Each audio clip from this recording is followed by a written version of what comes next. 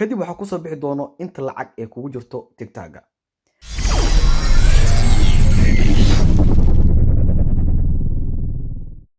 bismillaahi raxmaani raxiim. assalaamu calaykum waraxmatullaahi wabarakaatuh. kusoo dhawaada cashir cusub oo maanta aad ku baran doontaan qaabkii aad lacagta TikTok-ga aad ka shaqaysay aad ugu shuban lahayd bangi alaale bangigii aad isticmaashid. waa bangi alaale bangiga aad isticmaashid. dad fara badan ayaa isticmaalo TikTok-ga live ka soo galo kadibna lacag ka shaqeeyo. haddii ay joogi lahaayeen Yurub, America, Australia iyo qaaradaha adduunka oo dhan ama 7 qaaradood ee adduunka. marka su'aasha taagan waxay tahay dad fara badan waa ay yaqaaniin qaabkay ula bixi lahaayeen, dadka qaarkoodna ma yaqaaniin. marka waxaan rabaa muuqaalkan in ay ka faa'iideystaan dadka aanan aqoonin ama isticmaalo TikTok-ga ee lacag badan ka shaqeeyay. haddii ay tahay markii kugu horeysay aad soo booqatay channelkayga, subscribe saar, like-gana ku dhufo muuqaalka haddii aad ka heshay, qaybta hoose ee comment-gana fikirkaaga noogu reeb, waa inoo muhiim.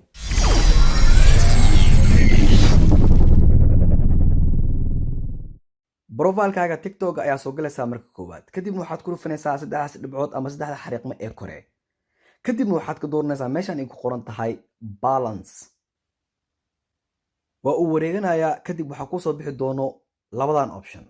option kood waxa uu yahay recharge garee. qof markii wax aad rabtid inaad u gadid meesha aad ugu gadaysid oo meeshan gaduudan oo recharge ay ku qoran tahay. lacagtaada haddaad rabtid inaad aragtid lacagta kugu jirto TikTok-ga ama giftiga lagu siiyey, waxaa ku dhufanaysaa qaybta hoose ee ku qoran tahay live gifts. kadib waxaa kusoo bixi doono inta lacag ee kugu jirto TikTok-ga.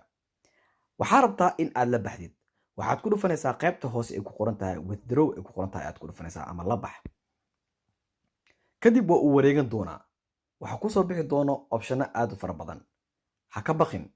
TikTok-ga waa weyga keliya ee wax loogala bixi karo waxa ay tahay PayPal account inaad haysatid ama PayPal, qof walba sida ugu dhawaaqo, laakiin ma ahan kii kutubka oo Christianka ahaa. waa PayPal ama sidii qof walba ugu dhawaaqo. qaybta ugu hooseysa u jeedin waxaa ku qoran $1 kala bax ayaa ku qoran. qaybta hoose ayaan ku dhufanayaa. kadib sa u jeedin meesha waxaa isoo qormatay $1 kala bax. kadibna qaybta koowaad u jeedaa waxaa ku qoran PayPal oo ah ciwaankeyga Cabey TV oo @gmail.com ayaa ku qoran. waa PayPal accountiga ayuu ku xiran yahay, waa aad soo aragteen. okay, withdrawal ayaan leeyahay.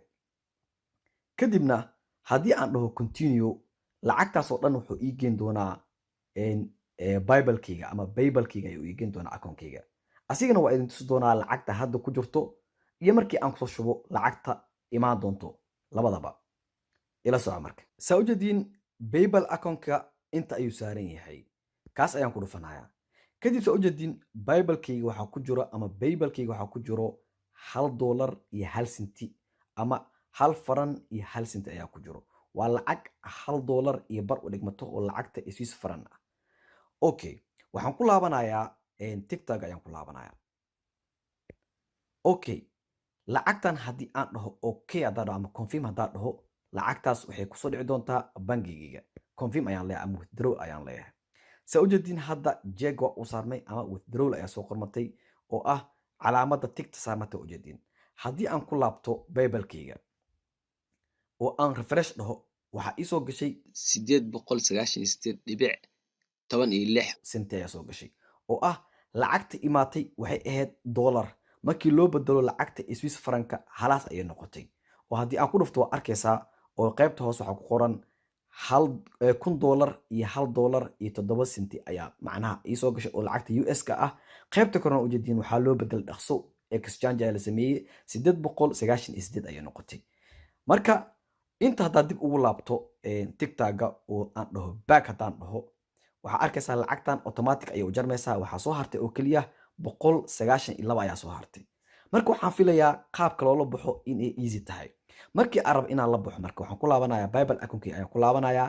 kadib waxaan leeyahay qaybta hoose waxay ku leedahay ayadana withdraw money ayay ku leedahay oo lacagta la bax ayadana. waxaan ku dhufanayaa meeshaas withdraw money ayaan ku dhufanayaa. kadibna bangigayga ayaan ku xirayaa link bank meesha ku qoran tahay soo jeedin. kadibna bangigayga qofka uu leeyahay inaad u dirta u baahan tahay ayaad lambarkiisa iyo waxaad gelinaysaa iyo informationkiisa. kadibna lacagta ayaad u diraysaa. waa uu helayaa 4 maalin ilaa 3 maalin, laakiin 2 maalin ay qaadataa, laakiin waxay kuu qabanayaan 4 maalin ilaa 3 maalin. kadibna bangigaas ayaa lagu soo dirayaa, qofkaas ayaa kuu soo bixinaya, kadibna dib kuu soo diraya. waxaan filayaa steebyadan aan marnay ama qaabkan aan u isticmaalnay sidii aan ula bixi lahayn lacagteena TikTok-ga aad ay u sahlan tahay. Haddii aad su'aal qabtid qaybta hoose ee commentiga noogu reeb, hana moogaan inaad like saartid muuqaalkan, share-na u dhahda asxaabtaada. Haddii aad nagu cusub tahayna ha iloobin subscribe-ka. muuqaal aan ku samayn doono insha Allah haddii aadan awoodin ama haddii aadan samaysan karin PayPal account ama aadan aqoonin wax uu yahay, muuqaal aan uga hadlayo ayaa asigana soo gelin doonaa. laakiinse aan arko qaybta hoose ee commentiga inta qof ee u baahan. Wassalaamu calaykum waraxmatullaahi wabarakaatuh.